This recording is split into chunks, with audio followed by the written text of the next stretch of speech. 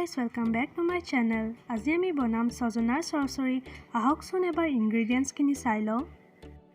ইয়াত আমি লৈছো সৰিয়হ আৰু শুকান জলকীয়াৰ পেষ্ট। আনফালে আমাৰ তাত আছে দুটা বিলাহী, আদা নহৰু আৰু পিয়াজৰ পেষ্ট। লগতে আছে আমাৰ তাত সজনাখিনি আমি কাটি লৈছো আৰু আমি লৈছো দুটা আলু। আলুখিনিও আমি দীঘলকৈ কাটি লৈছো। এতিয়া আমি গেছত কেৰাহী এটা বহাই দিছো আৰু কেৰাহীটো গৰম হোৱাৰ পাছত আমি ইয়াতে তেল দিছো আৰু তেলখিনিও গৰম হোৱাৰ পাছত আমি প্ৰথমতে আলুখিনি অলপমান ৰঙচুৱা হোৱাকৈ ভাজি লম। আলুখিনি হাই ফ্লেমত অলপ সময় ভাজিলেই হ'ব। এয়া আমাৰ অলপমান ৰঙচুৱা হৈ গৈছে। এইখিনি আমি এতিয়া উঠাই এক্সট্ৰাকে থৈ দিম। এতিয়া আমি সেইখিনি তেলতে 1 চামুচ জিৰা দিছো আৰু লগতে আমি বিলাহী পেষ্টখিনিও তাত দি দিম। বিলাহী পেষ্টখিনি দিয়াৰ পাছত আপোনালোকে লো ফ্লেমত লৰাই থাকিব যেতিয়ালৈকে বিলাহীৰ পৰা এটা তেল নেৰে আৰু বিলাহীৰ কেঁচা গোন্ধটো গুচি নাযায়। এয়া আপোনালোকে দেখিবলৈ পাৰিছে বিলাহীৰ পৰা ধুনীয়াকৈ তেল এৰিছে। এতিয়া আমি ইয়াত 1 চামুচ জিৰা, 1 চামুচ জালুক, 1 চামুচ ধনিয়া পাউডাৰ আৰু লগতে সোৱাদ অনুসৰি নিমখ দিম।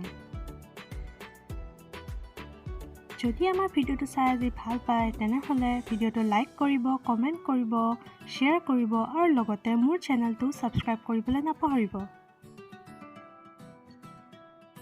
অলপ সময় ভাজি লোৱাৰ পাছত ইয়াত আমি সজনাখিনিও দি দিম আৰু ভালদৰে লৰাই দিম। সজনাৰ চৰচৰি হয়তো সকলোৱে বনাব জানে, কিন্তু মই ভাবিলোঁ আজি আমাৰ ঘৰত বনাই আছে যিহেতু মই ৰেচিপিটো এবাৰ শ্বেয়াৰ কৰি দিওঁ। সজনা আৰু মছলাখিনি ভালদৰে ভজা হোৱাৰ পাছত ইয়াত আমি সৰিয়হ আৰু জলকীয়াৰ পেষ্টখিনিও দি দিম আৰু ভালদৰে লৰাই দিম। মন কৰিব যাতে ফ্লেমটো লো থাকে। লো ফ্লেমতে আমি আটাইখিনি ভালদৰে ভাজিব লাগিব। সৰিয়হখিনি ভালদৰে ভাজি লোৱাৰ পাছত ইয়াত আমি 2 কাপ পানী দিম আৰু ভালদৰে আটাইখিনি মছলা অলপ সময় সিজিব দিম। সৰিয়হ আৰু শুকান জলকীয়াখিনি পেষ্ট বনোৱাৰ আগত আধা ঘণ্টামান তিয়াই থ'ব।